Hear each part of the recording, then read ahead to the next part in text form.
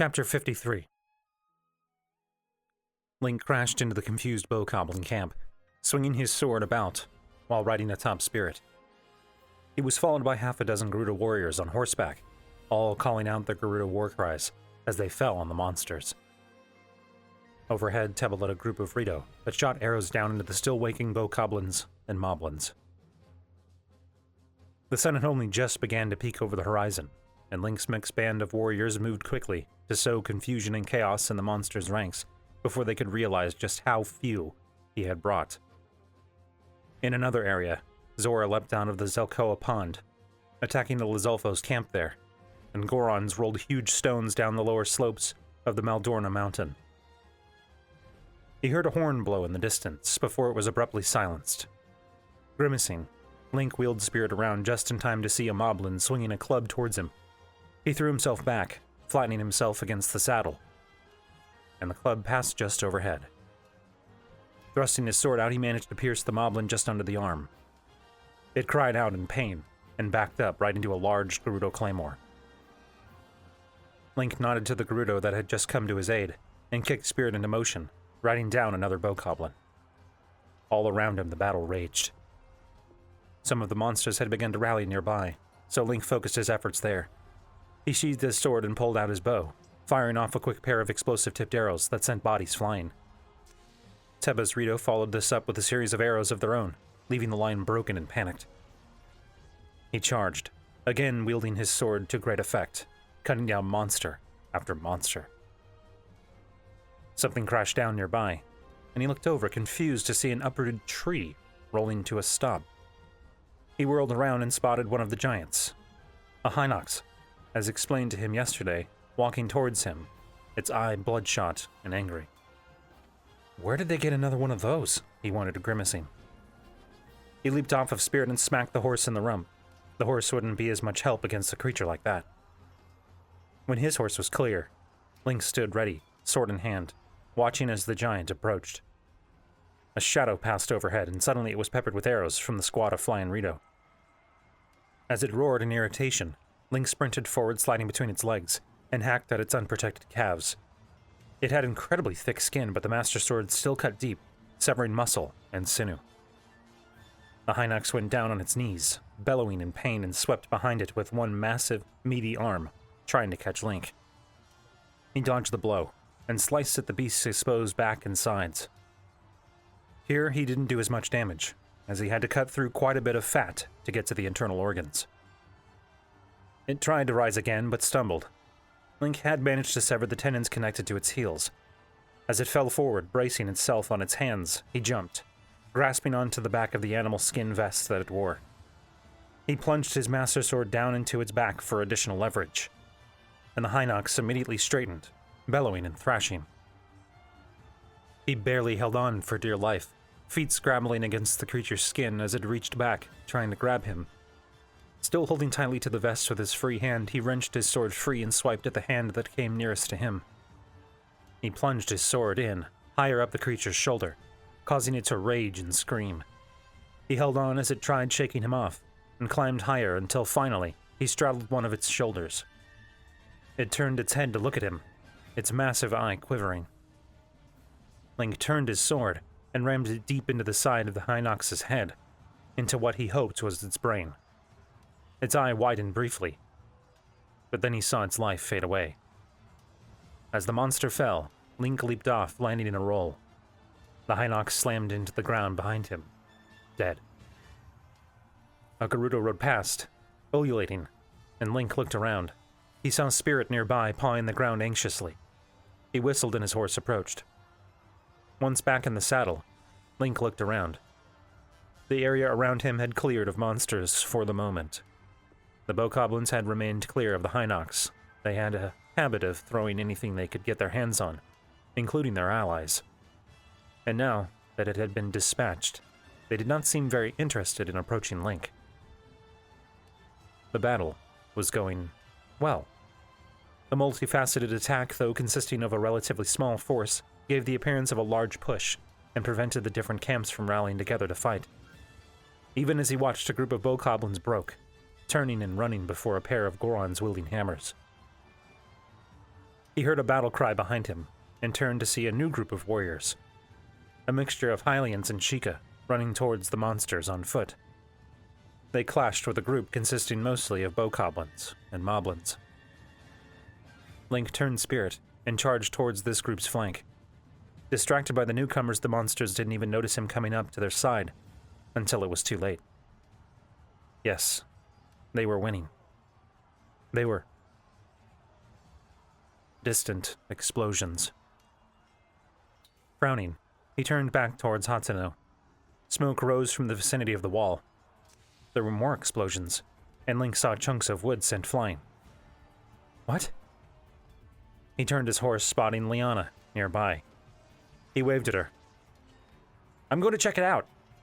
She nodded and wheeled her own horse, a tall, lean Gerudo breed, around, ululating and leading another charge towards a group of monsters that had begun to set up a defensive line. Link rode Spirit hard back to the village, slowing only to make his way through the stationary defenses. When he entered Hateno, he found chaos. People ran and screamed, and he saw bokoblins and moblins within the village itself. Cursing, Link cut down a tall moblin that was giving chase to one of the non-combatants, and then stood up in his saddle. From his vantage, he could see that the gate was open. It appeared to have been blown off its hinges by an explosion of sorts. Other sections of the wall and walkway had been blown up as well. Dreading what he would find, Link rushed for the crowd of monsters trying to push their way in. He leaped off spirits and landed among them, joining the defenders as they desperately fought to stem the tide. More explosions. The arch that held the gate itself splintered and collapsed, giving Link a better view of the army of monsters outside of Hateno village. There were fewer of them now, but still far too many. And in the midst of them, wielding a bow and what looked like crude explosive arrows, was a massive golden-maned Lynel. It had enormous arms and shoulders and stood taller than even the tallest moblin. It made the Lynel that Link fought on Ploymus Mountain look like a child. Oh goddess, no. The Lynel surveyed the battle, lowering its bow. Apparently satisfied with the damage it had wrought, it stowed the bow and instead removed a massive metal club from its side. And then it began to charge. Get back! Link cried, but too late. As the Lynel burst through the gate, trampling over its own allies, it swung its club, slamming into the walkway that the archers used. The wood snapped like twigs, and Link watched in horror as the archers atop it fell down into the wreckage. The Lynel continued on its warpath, swinging its club in huge arcs, knocking aside fighters with complete disregard for who or what they were. A Goron flew through the air, slamming into a nearby building. A bokoblin spun away, broken and dead. A swath of open ground opened up around the Lynel, as fighters on both sides quickly backed away, and Link stood directly in its path. The Lynel looked down at him, with one angry green eye. Its other was milky white, and blinded by a huge scar that ran down its face. One of its horns had been broken off, and its body bore the scars of dozens of battles. It towered over Link, chest puffing. Its nostrils flared, and then it raised its club. Link ran forward, preparing to strike at the Lynel, but the club came down with enough force to send a tremor through the ground. He stumbled and ran into one of the monster's legs. The Lynel reared up, kicking, and Link raised his shield just in time to intercept one of the hooves. He flew backwards, hitting the ground with a roll. The ground shook as the Lynel charged, and Link threw himself to the side as the Lynel swept past him, narrowly missing him with its bone-crushing club. One hit by that thing, and things would be over for Link. Not even his shield could withstand that thing. It would shatter him. Around them, the crowd of monsters and Hyruleans spread out. They still fought, but they kept clear of the center of the street, where the Lynel and Link faced off. Monsters still poured into town. If they didn't receive reinforcements soon, these monsters would overwhelm the beleaguered defenders completely. Cursing, Link sprinted towards the Lynel, which turned and charged for him. As it swung its club, he concentrated, activating his strange ability. Everything slowed around him, and he vaulted over the club as it swung for his legs. He came down on the other side, and swept at the Lynel's leg with the Master Sword. The Lynel bellowed angrily at the deep cut and wheeled to face Link. He rolled under its legs, coming out to its other side, and brought his sword down on its flank. The Master Sword cut deep, but not nearly as deeply as Link would have hoped. The Lynel's skin seemed tougher than that of the previous Lynel he'd fought. It swept its club around and Link yelped, jumping back and narrowly avoiding it. He tried getting back into its guard, but it swept the club again and again, each time pushing Link further back, until his back pressed up against one of the remaining buildings on this street. He rolled to the side as the Lynel brought its club down again.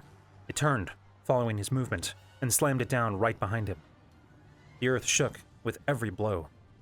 Link scrambled back to his feet, looking back only to see the Lynel standing right over him. Suddenly, a pair of arrows sprouted from its chest. Teba flew overhead, calling out something that Link didn't catch. The Lynel roared, whirling and taking a deep breath, its chest expanding. It breathed a ball of fire towards Teba, and the Ruta was forced into a dive to avoid being struck. Link ran forward, thrusting up into the Lynel's chest.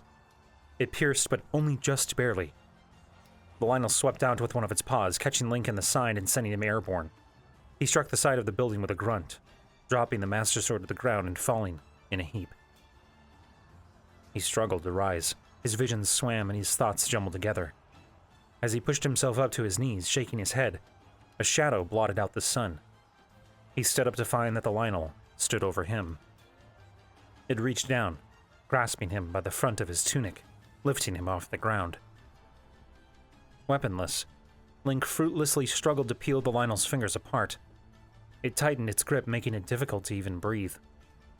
It growled a word that Link could not understand, and then brought him closer. The Lynel opened its maw, revealing its sharp teeth and foul breath. Lightning split the sky, and the Lynel stumbled to the side. Its hand opened with a spasm and Link fell to the ground. He looked around, and spotted Riju standing in the middle of the path, arms outstretched, thunder helm obscuring her face. She called upon the lightning again, and it fell, hitting the Lynel. The Lynel grunted but shook off the blow. It turned and began to charge for the small woman. No! Yunobo was there suddenly, unfolding out of his roll. He threw up his shield just in time. The Lynel's club rebounded off of it, and the monster roared its fury. Lightning struck again and again, sending arcs of electricity running down its body. Link grabbed up his sword and ran forward, dodging around a Lizolfo that tried to catch him off guard. As he made his way towards the Lynel, a force of Zora, Sidon at their head, appeared from down a street. They fanned out, boxing the great beast in with their spears. The Lynel roared, rearing up and spinning. It swept its club out, but the Zora deftly moved back while Sidon moved in, jabbing it under the ribs with its trident. The Lynel howled in pain and whirled, but when it did so, another Zora stabbed it in its flank. Lightning flashed again, and the Lynel jerked. Suddenly, it bent its legs and leapt high into the air, well over the heads of the surprised Zora. It landed some 10 feet away and whirled, inhaling deeply. It breathed a massive ball of fire towards them, and the group of Zora scattered. Link threw himself to the side as flames passed him, crashing into another building and setting it ablaze. When he got back to his feet, the Lynel bore down on Yunobo again, slamming its club against his shield again and again. Finally, the shimmering shield shattered like glass and faded away. Yunobo stumbled back, mouth open, and the Lynel grinned. Riju merely stared up at it, arms still outstretched. Link released a strangled cry as he brought the club back down. A blur of white light and gray dove out of the sky, slamming into the Lynel's head and shoulders, and sending its aim wide. The club slammed down to the ground next to Riju. Teba grappled with the Lynel, his wings flapping wildly, while his talons tore into the Lynel's face and neck. The Lynel reached up and grabbed him around one of his legs, throwing Teba to the ground. The Ruta crashed down with a sickening crunch, and did not rise again. Sidon was there again, thrusting his trident into the Lynel's chest, driving it back. The Lynel dropped its club as it struggled to dislodge the trident. It grasped the trident's haft, but the Zora Prince pressed all his weight against it, barring his sharp teeth. An arrow shot out of the crowd of the monsters and took Sidon in the back. Arcs of electricity spread out from where the arrow lodged itself, and Sidon screamed in sudden, awful pain. He fell, in a heap, twitching. The Lynel wrenched the trident free and turned it over, preparing to drive it down into the prone Zora. Link thrust the Master Sword up into the Lynel's belly. It stumbled back, startled, at his approach. It swung the trident around, but he ducked under and ran to the Lynel's blind side, ramming his sword up into its flank. The beast shuddered at the deep wound and stumbled to the side, turning. As it did, however, Link rolled under its feet and came out the other side. He sliced at the Lynel's front leg, and that leg buckled. The trident clattered at the ground as the Lynel braced himself with its arm. Link didn't give it time to rise. Instead, he jumped onto its horse-like back and rammed the Master Sword in through the back of its upright torso and out the front. The Lynel stiffened. Link wrenched the sword free and then swung it, two-handed at the beast's neck. The blow did not decapitate the Lynel, but it came close enough. As blood gushed from its neck wound, the Lynel pawed weakly, trying to stem the flow. It released a choked sound, its arm growing limp. Link jumped down from its back as it died, hurrying to Sidon's side. His Zora companions had gathered around him. The arrow had been removed, and Sidon had been rolled onto his back. His red skin had paled, and he appeared unconscious. His chest rose and fell in shallow breaths. Grimacing, Link looked over at Teba. The Rito was in a bad state as well. One of his wings bent at an odd angle, and Link couldn't tell from where he was if he was breathing or not. Riju knelt over him, thunder helm ajar on her head. Get them to safety. Link whirled and spotted Yunobo close by. He stared at the Lynel, seemingly transfixed with it as it died. He quickly ran over to the Goron, grabbing him by the arm. Take Sidon and Teba up to the triage, okay? I'm sorry, Link. My shield. I couldn't. Just take them, Yunobo. We don't have time right now. Yunobo hesitated, only a moment later before nodding and turning. He carefully swept Teba up, and Link winced at the Rito's broken wing, which dangled uselessly. He hoped that Yunobo would not aggravate the injury. However, there was hardly time to worry about it now. No, we'll take Sidon. Baz started, rising to his feet when Yunobo approached. I need you here, Baz, Link said, cutting him off. We've got to stop these monsters from entering. No one is surviving this battle if we don't. Zora looked ready to argue and glanced back down at Sidon. Finally, he stepped aside and let Yunobo bend down, sweeping Sidon up in his other arm. Link stepped forward, surveying the battle before them. The monsters still surged forward, but the defenders were holding, albeit barely. He saw a shift, however. Some of the bokoblins that made it into the village stopped short when they saw the dead Lynel, fear apparent on their faces. That's right, he thought, grinning coldly. We killed the strongest among you. He turned to Riju, pointing. Take cover by that rubble. Use your lightning against anything that tries to get further into the village, understand? Riju nodded and hurried off to do as he said. Link turned to one of the Zora and pointed. Go with her. Make sure nothing tries to sneak up behind her. The rest of you, let's go. With a battle cry, they charged. They're running! They're running! Cried one of the Rito, as he swooped down low. Link cut down the Lizalfo he fought, and then looked up toward the Rito. He spared another glance around him, but didn't see anyone in immediate need of his assistance.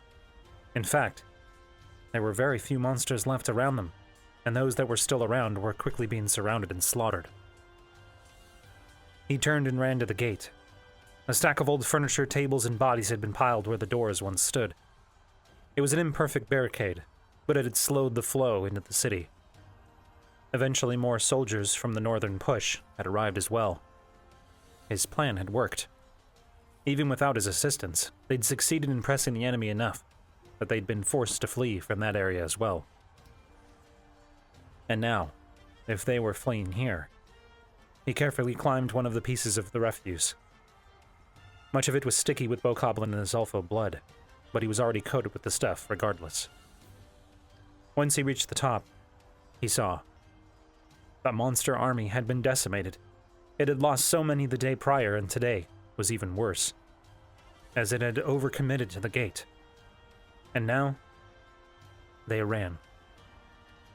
The army's broken remains, a quarter or less of what they had once had, fled down the hills and into the valley.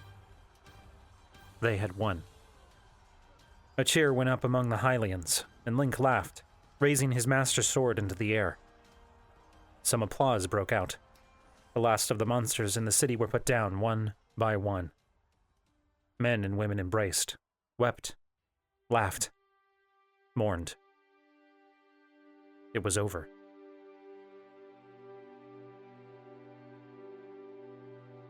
A light rain began as the day wore on, and it washed some of the signs of battle away, though not nearly all of them. Several buildings had burned or been demolished by the devastating attacks. Others had been stripped of furniture, walls, and other materials to form hasty defenses. The wall that had been erected around part of the town stood in shambles.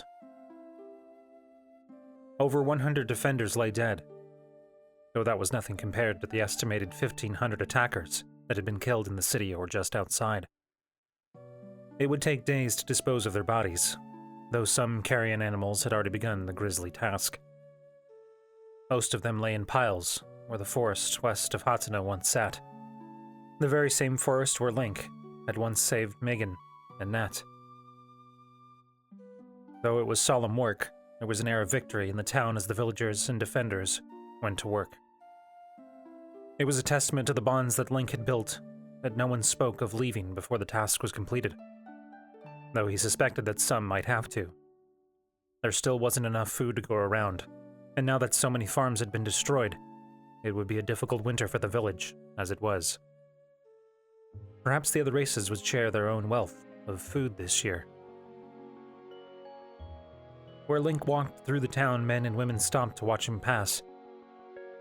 It was eerie, the way conversations ceased when he neared. How many times had he been thanked, hugged? He'd even been kissed a handful of times, more than once by a Gerudo that towered over him. They called him a hero. He'd led the charge that retook the north. He'd stood at the front of the gate's defenses. He'd killed the enemy's champion and leader. Link slew giants. It made him uncomfortable, but he knew that the time for worrying about his own comfort had long passed. Impa was right.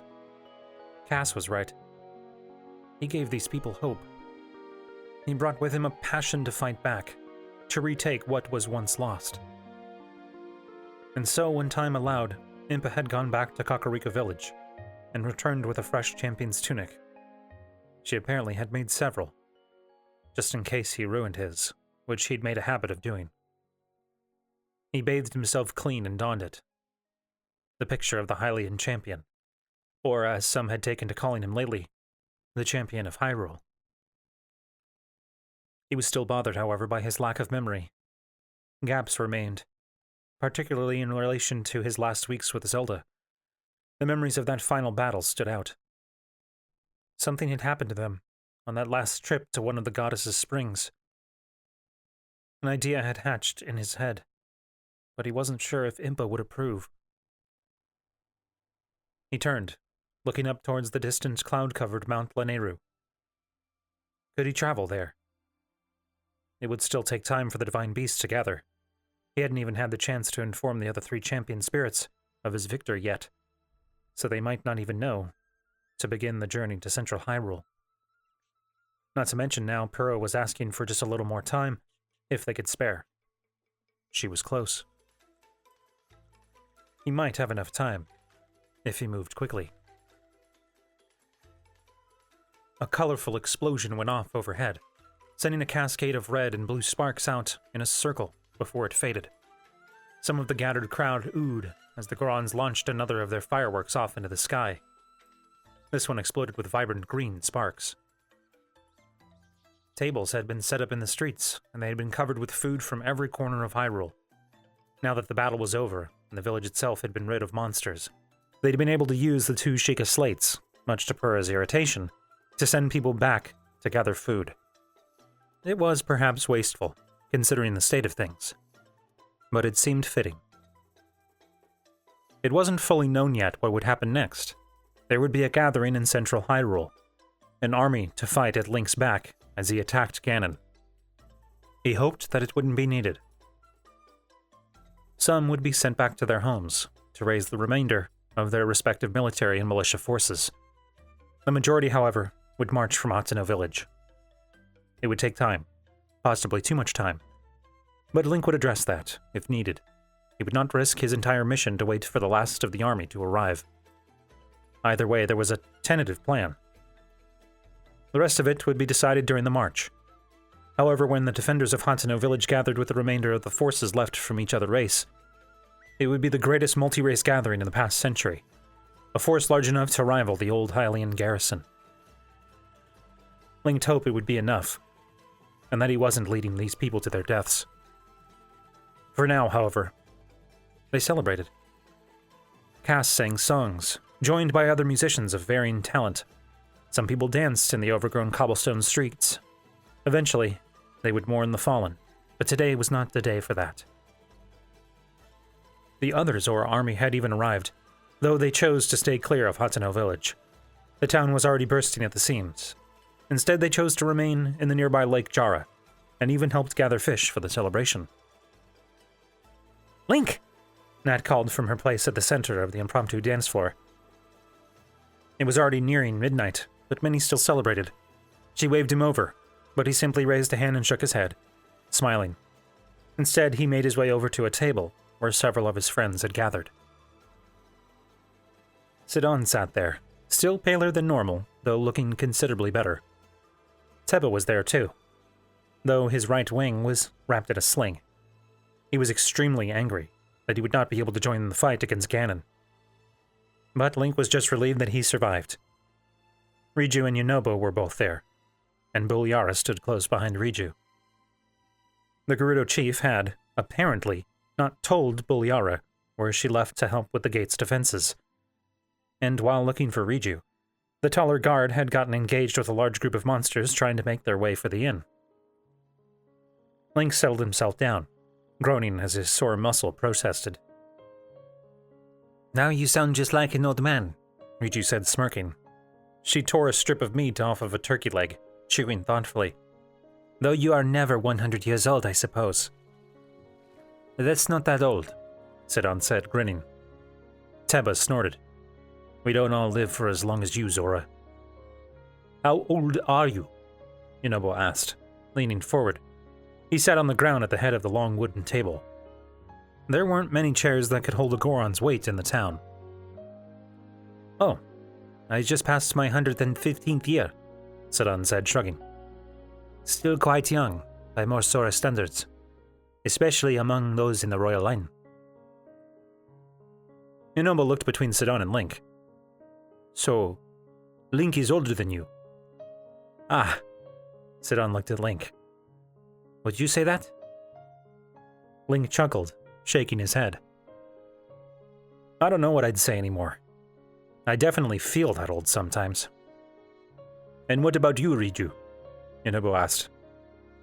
Buliara growled in irritation, but Riju waved at her to stop. She looked at Yunobo. "How old am I?" She hesitated, glancing around, seemingly embarrassed. 12. 13 next month." "Really? That's..." Yunobo glanced around. "That isn't very old, is it?" Riju's shoulder hunched slightly. "No, it's not." "I have a son nearly that old," Teba said, looking up. The clouds had finally begun to break, revealing the stars overhead. "You act a lot more mature than he does, though." He looked back down at Riju, fixing her with his difficult-to-read stare. "I figured you were older." She sat up a little straighter, and Link couldn't help himself but to smile. Teba, for all his gruff exterior, had a softer side. You know, my, sister was about the same age too, Link finally said, looking at Riju. He paused. You remind me of her sometimes, actually. Riju tilted her head slightly, looking at him curiously. How so? She was mischievous and liked to get into trouble. Buliara chuckled, and Riju spun around in her seat, looking up at her guard with a frown. That makes you laugh? Buliara's smile was immediately replaced by her typical stoic expression. My apologies, Lady Riju. Riju eyed the older woman suspiciously for a moment, and then looked back at Link. What was she like, other than that? Link's smile faded. She was curious. About everything. I still don't remember a whole lot, but she liked adventure. She dreamed of being a sailor. A ship's captain. Always talked about how she was going to discover a new land out there. My father never discouraged her from her dreams, despite the fact that I suspect it was an oddity. I didn't know you had a sister, Sidon said. A lump formed in Link's throat. Neither did I until recently. What happened to her? Yunobo asked. Link didn't answer at first. As the silence stretched, Teba reached out with his good wing and smacked Yunobo on the arm. Isn't it obvious? The Goron frowned for a moment, and then his eyes widened. Oh, I'm sorry, I didn't... Link shook his head. It's all right. I'm just still coming to terms with everything. A couple weeks ago, I didn't even know I had a sister, much less anything about her. But now, sometimes it feels like I just lost her. There was a silence for a few moments before Sidon cleared his throat. I can understand how you feel. Anyway. Link glanced up at him. I don't have a lot of memories of Mipha from when I was younger. Though I was only 15 when she passed away. That is not old by Zora standards. But now I've spent time with her spirit, on the Ruta. I've come to realize just how much I missed without her around. Yunobo nodded quickly. I've been spending a lot of time with my grandfather as well, Daruk. He's been teaching me a lot. How to use my shield better, how to control Rudania, where the best rocks roast are. He's been teaching you how to control Rudania? Link asked, surprised. Oh yes. He says that once Ganon is gone, he thinks that he will have to go. Asked me to take over for him as, champion. Mipha said something like that, Sidon confirmed. She asked me if I would like to take over Ruta when she's gone. That gave Link pause. Would they even need the Divine Beasts after this? They were created for the purpose of defeating Ganon.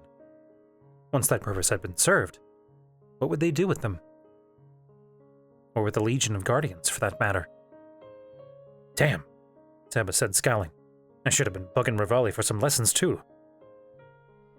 I haven't even met Lady Urbosa, Riju said, pouting. Link sent her off without giving me a chance. A firework went off overhead, casting a red hue on everything around them. I'm sure that if we need to make new champions, we can teach you, Link said finally. Zelda was the one who taught all the original champions. I'm sure she would be willing to do so again. She loves this stuff. Riju leaned forward. Zelda? The princess? So when you defeat Ganon, she's going to be back too? She's not... dead? No. She's still alive and holding Ganon back. When he's gone, she should be free to return. The young Gerudo raised a hand, fingering one of the red locks of her hair. So, what is going to happen when she does? Does she plan to re-establish Hyrule again? Your nation once held much power. We were allies. Teba snorted. I doubt that the Rito will allow themselves to be made subservient again. Nor the Gerudo, though I'm not sure we were ever under Hyrule's authority. The attention turned to Sidon, who shifted uncomfortably for a moment. Finally, he said, father has spoken of this as well. He does not intend to return things to the way things were before the calamity. Hyrule used to have a great deal more influence in the land than any of the other races. Too much, according to him. As one, the others around the table turned to look at Yunobo. I have no idea what Bluto would do, Yunobo blurted out. He hasn't said anything about it. Link felt a flush run up the back of his neck. He could already see the issues piling on for Zelda. How did one rebuild an entire kingdom? Would even the Hylians and Sheikah submit to Hyrule once again? More fireworks burst overhead, and the crimson hue persisted. He thought he heard his name spoken somewhere in the crowd, but he ignored it. I don't know what she's going to do, he finally said. I doubt she would insist on restoring old, treaties? Though I would hope that, given all that has happened, some assistance would be given to help rebuild, if that is her intent. He met each of their eyes, and it was clear from their expressions that his message was clear. They were friends. But he had also saved each and every one of their peoples. They owed him a debt. Sidon was first to speak. Of course, the Zora and Hylians were once the closest of allies. I'm sure that we will be so again. Teba shrugged. I can't speak for Kanalai, but I know that Cass has already been talking to him about it. That bird just can't help but to stick his feathers into a dozen pots. We do have to think about our own rebuilding efforts too, Riju said guardedly. Naboris did a lot of damage and... His name again. Link stopped listening to Riju and looked around, frowning. Who had said it? It sounded like... Link! He jumped to his feet. Zelda? Be on your guard. Something is happening. Something new. Ganon's power. It's growing. The Blood Moon is strengthening it. Ganon. No, it's not time. We're not ready. He unsheathed his Master Sword, though he didn't fully understand why. He heard those at the table around him rise as well. He heard Zelda gasp sharply. The monsters. Their spirits are returning to their flesh. He looked up. Overhead, the clouds had parted to reveal the full moon. It had turned deep crimson in color. Please, be careful. The Master Sword burst to life with brilliant white light.